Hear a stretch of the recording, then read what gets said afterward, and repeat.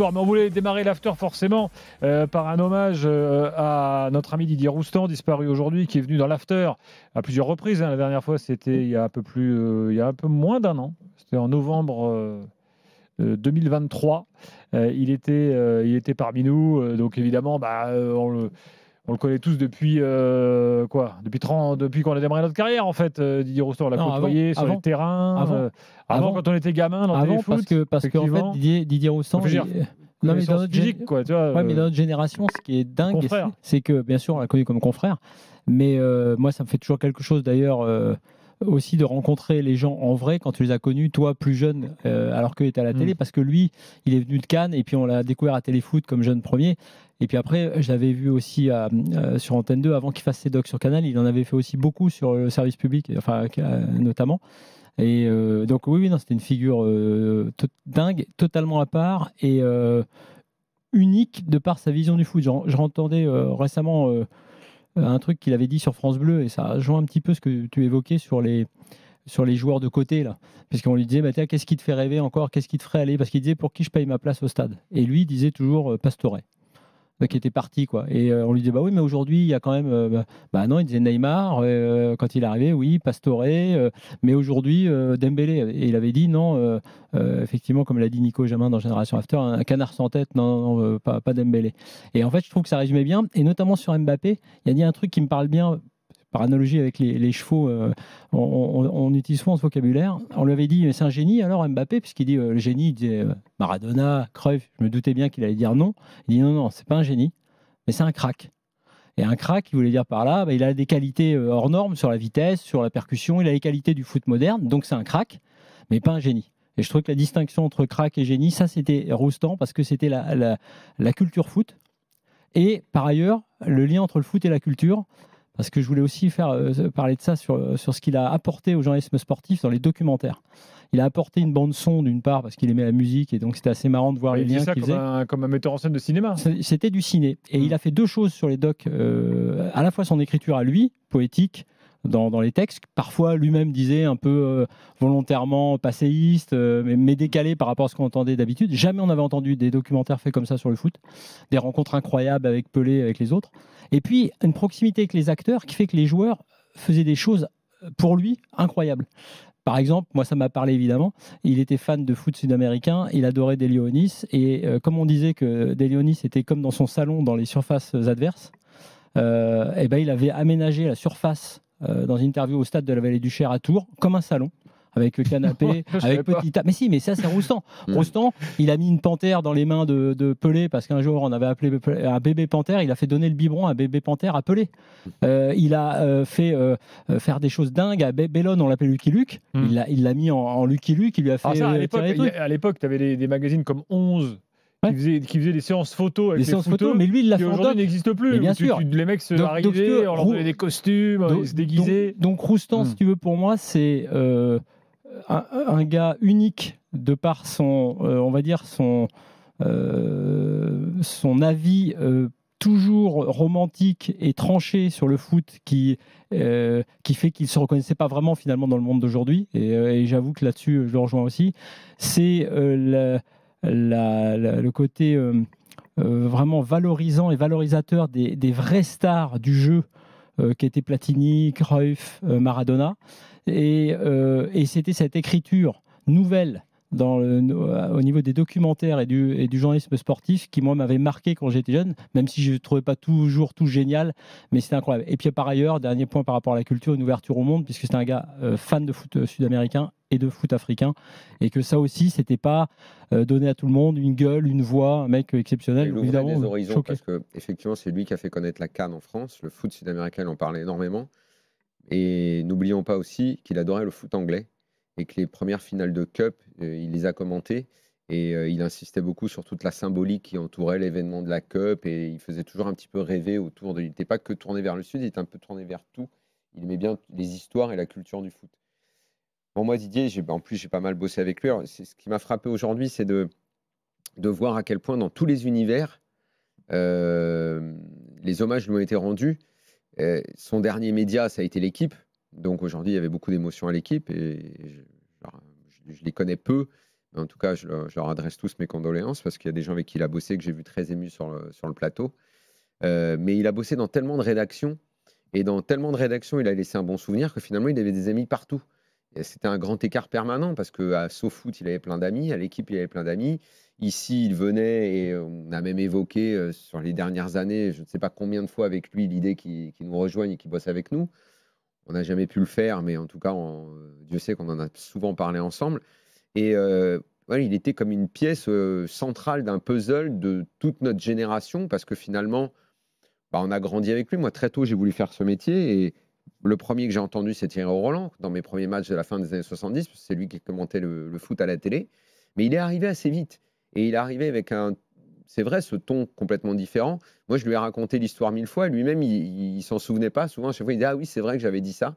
Moi, ça m'avait marqué quand il commente la finale 82, qui est une finale assez historique, le PSG Saint-Etienne, parce qu'en plus, c'est le dernier match de Platini en France, et que le match prend du retard, parce que ça va jusqu'à la prolongation. Et à l'époque, non seulement il n'y avait pas une grande culture foot en France, mais le samedi soir, c'était réservé à Dallas. Et que Dallas démarre en retard à cause du foot, c'était un vrai gros problème pour la programmation de TF1. Et il avait commencé le coup d'envoi de la prolongation en disant « Bon voilà, JR qui passe la balle à Bobby ». Et j'ai trouvé ça, j'étais devant ma télé, j'avais 12 ans. Je me dis « Mais il est fou le gars ». C'est extraordinaire de faire un truc pareil. Après, il y a eu l'Euro 84, où il est sur les plateaux, où il en parle. Ça, pareil, j'aimais bien lui rappeler ce fameux... c'est pas vraiment un doc, c'était une sorte de résumé de la compétition avec les images des Bleus. Je l'avais enregistré sur les premières VHS. Je me le repassais 1000 fois. Ce résumé en musique avec la joie, la peine. On ne voyait pas des docs comme ça. Donc tout l'Euro 84 que je connaissais par cœur avec ses commentaires dessus. Voilà, après c'est sur toutes les chaînes où il est passé. C'est vrai qu'à chaque fois il laissait une trace. Et puis il y a énormément de gens dans notre métier qui ont bossé avec lui. Moi ça a été TV5 Monde. C'était marrant parce qu'on commentait pour des Français qu'on ne voit pas. C'est les Français qui habitent à l'étranger et qui suivent la Ligue 1. Et je pense que c'était la pire période de la Ligue 1 des 30 ou 40 dernières années. Sur TPS Foot, on avait commenté la Libertadores. Alors comme il kiffait le sud-américain, le foot sud-américain, c'était assez chouette. Mais alors parfois, qu'est-ce que des matchs nuls qu'on s'est cognés. Je pense qu'on a plus commenté des matchs pourris ensemble que des bons matchs. En Libertadores ou des vieux matchs de sélection Sudam, on en a commenté plein. Et en cabine, dans des vieilles cabines où on était à moitié dans le noir. Et alors TV5, c'était des matchs mais terribles. Alors je lui faisais des quiz tellement parfois il nous arrivait de nous ennuyer pendant qu'on faisait les matchs de Ligue 1 à la fin de je veux dire qu'entre 2007 2008 par là, les matchs c'était pas brillant. Et un jour devant un PSG Bordeaux, il m'avait dit écoute, quand c'est pourri, il faut vraiment dire que c'est pourri. Je crois que tu as le droit de le dire. Peut-être quelque part ça a été un déclic pour que je me lâche à pouvoir dire que quand c'est pourri, on a le droit de le dire, quoi. C'était parce que quand on commentait les matchs, il fallait toujours un petit peu s'emballer, quoi.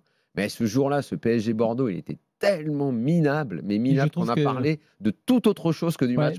Je trouve d'ailleurs que cette façon de commenter décalée qu'il a aussi utilisée avec Cantona à la Coupe du Monde ou à d'autres moments, parce qu'effectivement sur TV5 Monde, il y a aussi évidemment des médias qui le permettent plus que d'autres, mais néanmoins, aujourd'hui, c'est ce qui manque. C'est-à-dire que je pense qu'il y a une place. Aujourd'hui, tout est formaté. Oui, non, mais il y a une place pour ça. C'est-à-dire que effectivement, non, il n'y a plus de place pour ça. Non, mais il y aurait une place. Je veux dire, il devrait y avoir une place pour ça. Il y aurait des gens les gens qui écoutent l'after, les gens qui lisent SoFoot, les gens qui, toi, il y a lui, il y a une proximité. J'aurais plutôt cité la revue de l'after. Non, mais je lisais, parce qu'il a eu un lien avec les gars de SoFoot et je lisais l'article de Sheriff Gamour. C'était intéressant parce que Sheriff a été très proche. Très proche. Et si tu veux, je trouve que c'est assez intéressant de voir que dans la construction de tous les gens qui nous écoutent selon les âges, tout le monde est passé un peu par là. Tu cherches, tu veux te nourrir effectivement maintenant de la revue de l'after, mais comme SoFoot était avant, c'est vrai que tu te dis tiens, un truc un peu différent. Tu sais, tiens, les gars se moquent, se marrent, font de l'humour. Et c'est vrai que moi,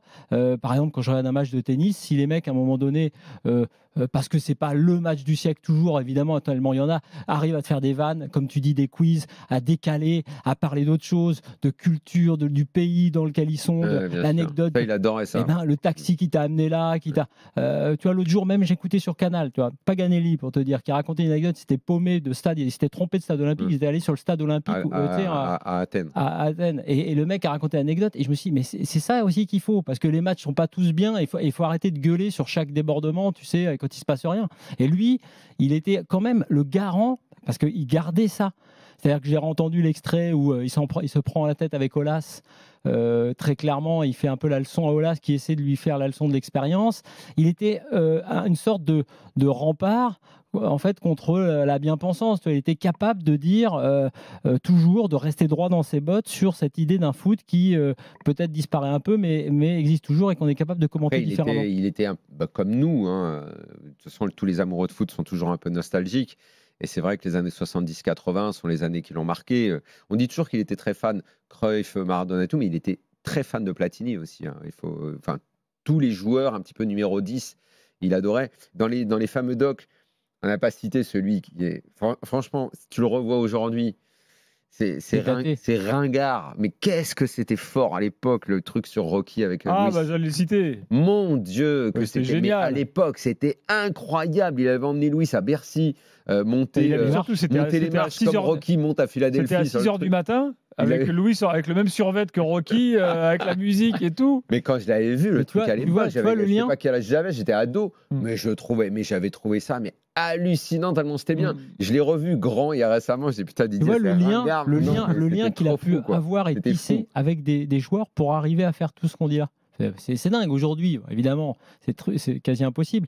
Mais pour que les gars arrivent à croire à ces délires, je trouve que c'est quand même une preuve. Honnêtement, il n'y a pas 36 mecs en France qui ont réussi à convaincre des stars d'aller s'embarquer dans des trucs comme ça aussi originaux. Puis il avait un truc que j'ai réalisé dans l'article aussi de Sheriff Guémour, là. Il était libéraux. Au départ, lui, il avait été libéraux. Et il avait tout là-dessus, toute une histoire aussi, puisqu'il était libéraux, c'est le joueur libre. Et évidemment, pour lui, ça représentait beaucoup. Il était fan de Beckenbauer. Tiens, on n'a pas cité aussi, parce qu'il en parlait aussi. Oui, globalement, il avait bon goût, il avait les bons joueurs, quoi. Et c'est vrai que je trouve que ça lui collait bien. Tu vois, le côté libéraux, libre, voilà. Et libéraux. Et d'ailleurs, j'ai vu aussi un truc assez émouvant. Je crois que c'était aussi sur TV5 Monde, mais en plateau, où il évoquait sa mort justement et le fait qu'il voulait ce qu'il voulait voir dans son cercueil, quoi, avec lui. Oui. Et il avait il avait avec lui toujours un écusson de la SCAN, apparemment très ancien. C'était son club, la SCAN. C'était son club. Souvent on lui demandait, ton club, il a posé avec plein de maillots différents, il a bossé pour OM Télé. Ouais, c'est vrai. Mais alors pour le coup, dans sa culture foot, il n'y avait pas de club qu'il n'aimait pas. Il n'était pas anti et tout. Il avait juste l'AS Cannes, c'était le club de son enfance, il était à l'AS Cannes, mais pour le reste, il était assez neutre.